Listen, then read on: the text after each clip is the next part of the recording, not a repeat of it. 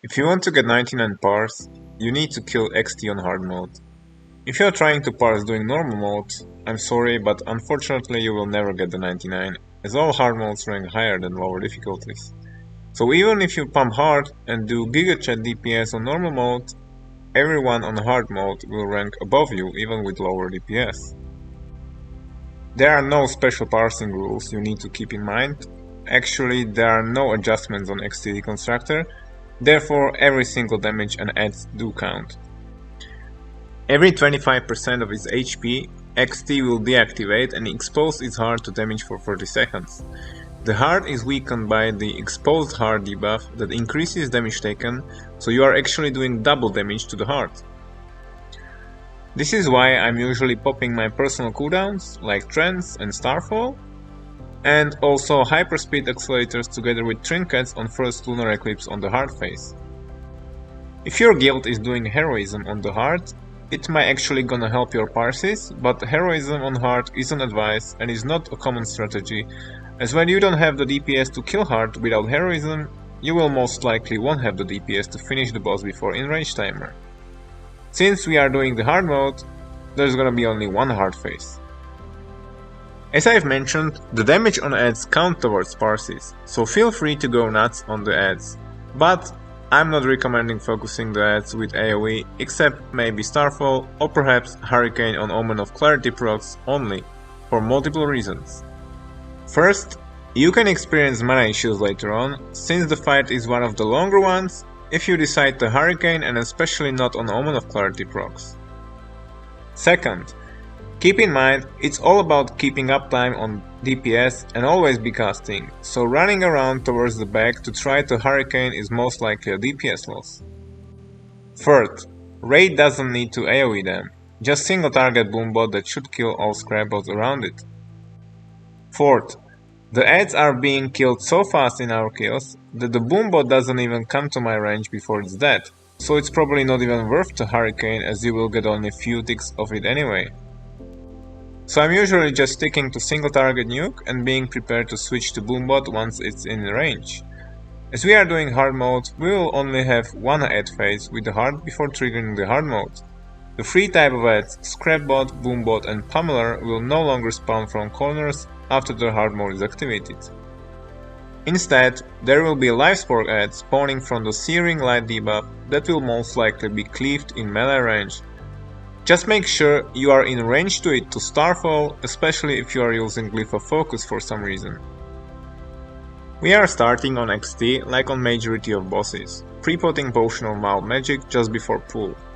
Then, however, with Treants, you have couple of choices depending on your guild strategy, heroism timing or the fight duration, but more on that in a bit. After that, I'm not delaying Starfall and popping it right away on pull, while Wild Magic pre-pot is still active. Usually the second Starfall is back up for the hard phase to benefit from the double damage buff. Don't forget to make sure you are mouse overing the target when casting Starfall if you are using mouse over macro for Star Night Bomb together with Starfall as I am.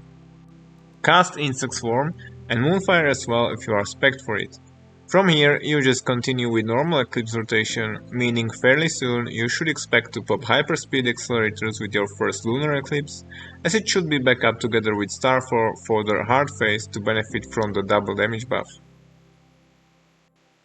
Remember to also apply Fairy Fire on pull if no one else in the raid is doing it, just make sure it is up by someone as we are losing our own personal DPS due to improved Fairy Fire talent.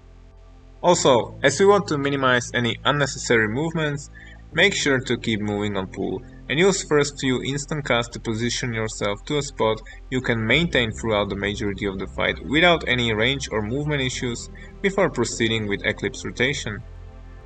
As I've mentioned, with Treants, you have couple of choices depending on your guild strategy, heroism timing or the fight duration. First, if your raid DPS is low and you are struggling to make a clean kill before the enrage timer, you can cast them on pull right away in close proximity of the target to benefit from the Wild Magic Potion. This way you can cast third set of Treants right when the enrage timer hits to help to finish the boss. Second, depending on when your guild is using heroism, cast them just before it's popped, Most likely it's somewhere after the hard phase when hard mode is activated or during a tantrum to help the healers. However, just make sure that you are not delaying it too much. You want to squeeze in a second cast of Treant during the fight. If your guild is using heroism near the end of the fight, it's not worth it to save Treants for that. 2 casts of Treants is still more DPS than 1 cast with heroism. And last but not least, third option, which is so far my personal choice, delaying the first Treants for the hard phase. This way I am taking the advantage of the double damage exposed hard buff and still have time to cast the second Treants before the boss is killed.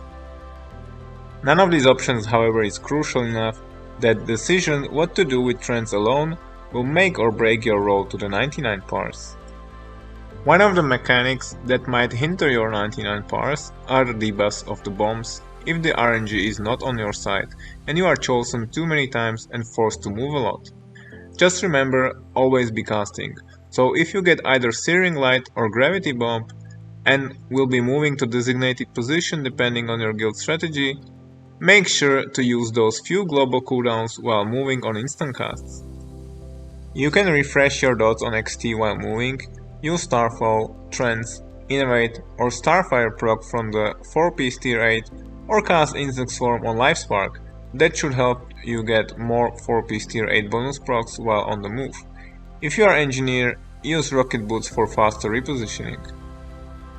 Another mechanic that isn't probably affecting your Parse directly, but I just have to mention it for smoother kills and help your healers. You can use bar skin on every tantrum as it's happening every minute and doesn't cost a global cooldown. These are the talents I use for all my kills so far. It's my default single target build, so no point picking Gale Winds or Typhoon unless you decide to go Hurricane on the first and only pack of ads. I also skip talents like Moonglow, Dream State, Intensity or Omen of Clarity as I'm usually blessed to innervate myself or even find myself in a group with Restore Shaman to benefit from the Mana Tide Totem. As the fight is one of the longer ones and you don't have the same perks and are struggling with mana, then I suggest to shift few talents around. The Oaken Frenzy would be the first talent I would get rid of in favor of Omen of Clarity, as from all the kills I have on XT so far, I can't see a single Oaken Frenzy proc on logs. So looks like the Tantrum or other sources of damage taken isn't triggering the Oaken Frenzy, and I check logs of some other Oaken Frenzy lovers like Classic Go for example with same result. If that's not enough, then take points out of Brambles in favor of other mana talents as well. In terms of glyphs, it's the usual suspects trio of Insect Swarm, Starfall and Starfire that can dish out the most DPS on Sims. There just isn't any better alternative to Starfire on XT in my opinion. Glyph of Innervate can help your mana, but it's a DPS loss, so will make your road to Parse 99 more difficult. Glyph of Focus is even behind on Sims, and even if it was on par with Starfire, the range will screw you big time on XT Deconstructor, so I'm not recommending Focus at all except Cologarm.